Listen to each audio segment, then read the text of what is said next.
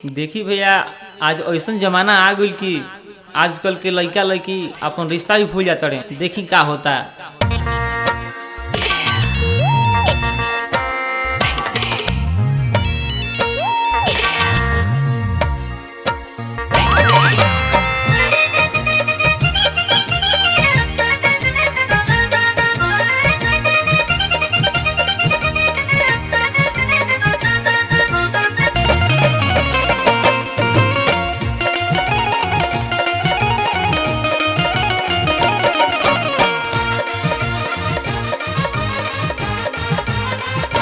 जहिया किनलस जुहिया Nokia mobile, तब से गाँव ही के मिस कॉल आई।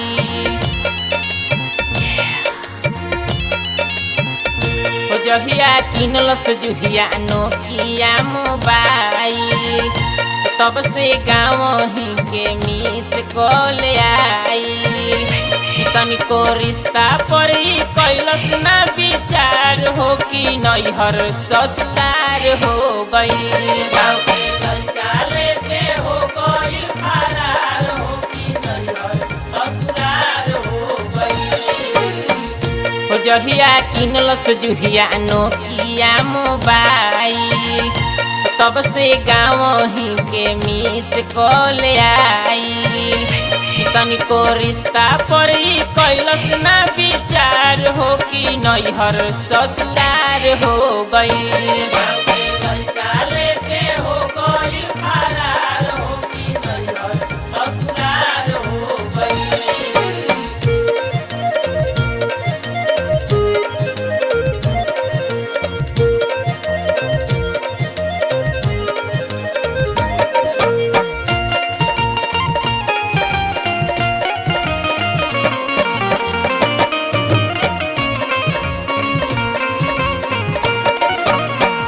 बात में हाथ बढ़ा के चुपे रोग धरैल, शादी करे के सिग्नल दे के उनका के भरमैल।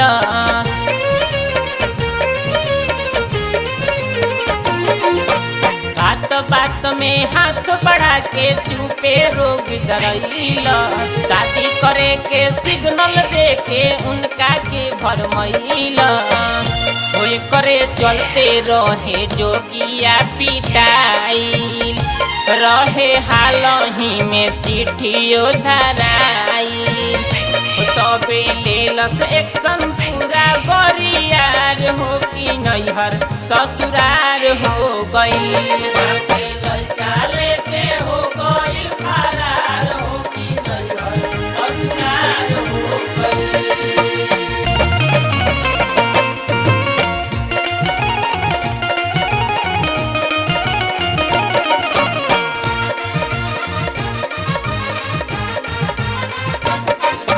पत्रकार से साफ न बोलस इंग्लिश जारताड़ी, टीवी चैनल न्यूज पेपर के फर्स्ट पृष्ठ पर बाड़ी।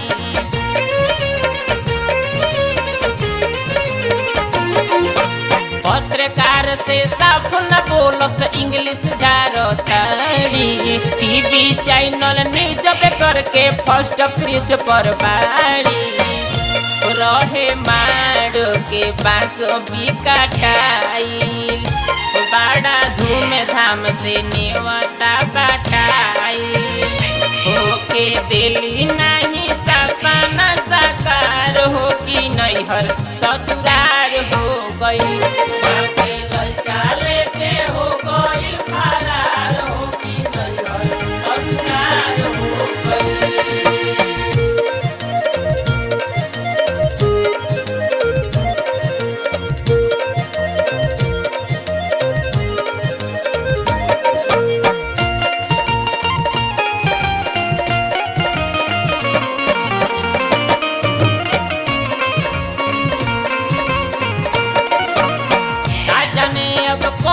रोगवा बबी के बाटे जागल, का करबो ए पिंटेस भाई दिल दीवार से लागल।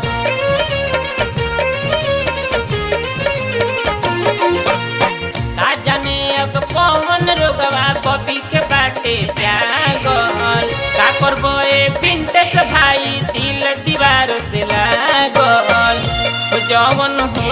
तवन सो करी गवाता काहे पंकज बोलो के खिसियाता लाइन मारल सब हो गइल बेकार हो कि नैहर ससुरार हो गइल